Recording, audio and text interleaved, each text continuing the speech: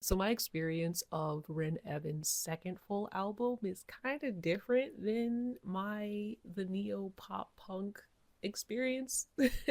You know what? Before I get there, okay.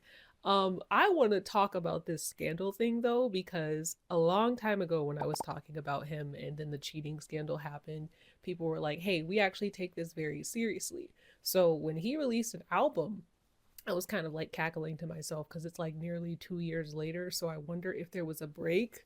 I don't really keep up with like his activities, but I wonder if he like took a break and then finally released this second album after that break to let things cool off a little bit. How is this album being received in Vietnam? I'm genuinely curious if people are just welcoming the album with open arms. Or is it like, nah, man, you're canceled. You can never come back from this? Because when I was saying that, hey, I don't really care about any of that stuff when it comes to musical artists, at least the romantic aspect of artists' personal lives, right? I had somebody I had to block because they were just like, how dare you not take this seriously? And I was like, oh, for real? This is how we're moving? So I wonder, like, one, did he take a break to let the scandal cool over? Or was he just doing activity and because I'm like not in Vietnam, I don't see everything that he's doing, right? And then the second question is this album being well received despite his cheating scandal back in, I think it was 2024, right? Going back to the actual music, this album was a different listening experience than the Neopop Punk album that was released in the end of 2023. Really odd time to release an album at the end of the year, but I'm sure there was a reason for it. This is an album that I would listen to and just sit and listen to it and not really have a preference for like an individual song. Wren Evans has a very soothing, pleasant voice in all of the tracks and all of the songs that I always listen to by him. And my determining whether I like a song and will replay it over and over again really depends on what the background music sounds like. I actually had to sit down and listen to it for like a third time to really form what songs I enjoyed and what songs I'm going to be replaying. On the entire album, there were about 3 songs that I really liked, and two, that's really weird. I don't like that. And 2 songs are going to be on my replay list. Yeah, I can talk a little bit about the songs, even though I can't pronounce them. Okay. We'll start with the third track. The third track was very, very nice. I really like this song. It has a really nice beat to it. This is the song that I can picture people coming up with dances to, because I noticed for the Neopop Punk, there were trending dances on TikTok Vietnam, right? And I would see them pop up every once in a while. I don't get a lot of Vietnamese content, but occasionally when I would, it would be Wren Evans music. And I would be like, oh, that's super cool. They created a little cute dance for this.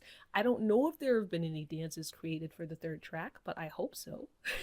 Because when I listen to it, I'm like, I can picture people dancing to this. I definitely see myself replaying this song over and over and over again. The second song that was my favorite is track number 6. This was the first song that grabbed my attention upon first listening to this album. I had a whole bunch of people asking me like, have you heard Wren Evans' new album? Have you heard his new album? Have you heard his new albums?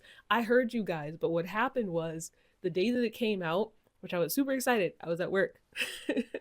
The day that it came out, I listened to half of it and stuff kept happening to where I couldn't sit and concentrate on the second half of the album. So I listened to half of it and I really enjoyed this track and I kept replaying this track over and over and over again without listening to the rest of the album until later. And still, I would say this song is my favorite song on the entire album and the one I'll probably end up replaying the most. I like atmospheric music just in general, and there were certain sounds that were just very immersive, like the car and starting it and just tampering with stuff.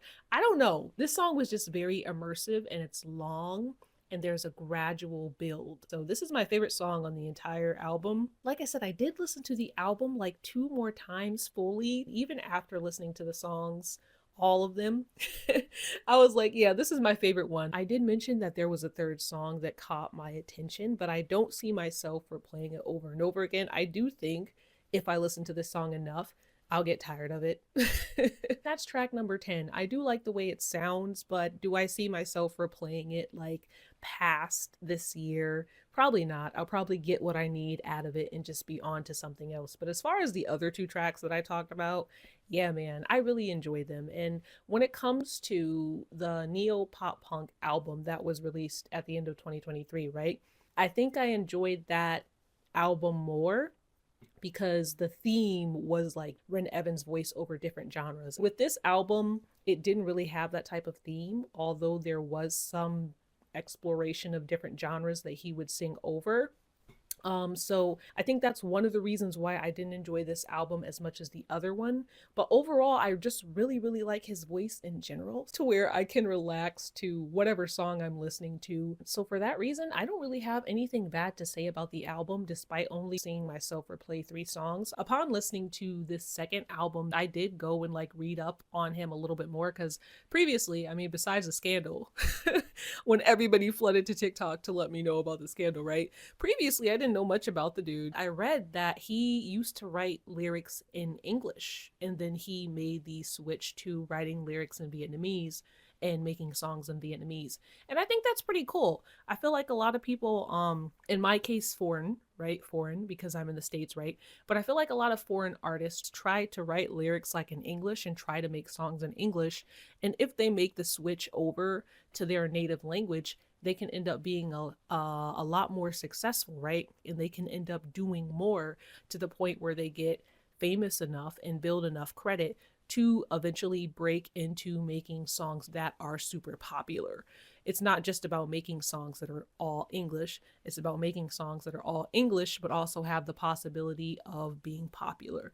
Now, I imagine, could have read more, but I didn't. I imagine when he was making these English songs, he was still trying to appeal to a Vietnamese audience. Tell me if I'm wrong. I don't know. My assumption is it was kind of supposed to be like super cool, like, hey, I can speak English, I can make lyrics in English, right? But I imagine you can only get so far doing that because when it comes to Asian artists trying to break into American markets, at least markets in the United States, they're working against a lot of stereotypes. Even when it comes to other countries, say like South Korea, Japan, a lot of Asian artists who have tried to make it big over here using English have had a difficult time. So I think it's awesome, and I'm happy that he made the switch from making like English lyrics to just making Vietnamese lyrics. And I hope he gets big enough to where he's able to kind of juggle both and find success from doing both. Like I said, I read about him very briefly. My assumption is that when he was writing in English, he was still trying to appeal to a Vietnamese audience just because, I don't know, I've never heard of him.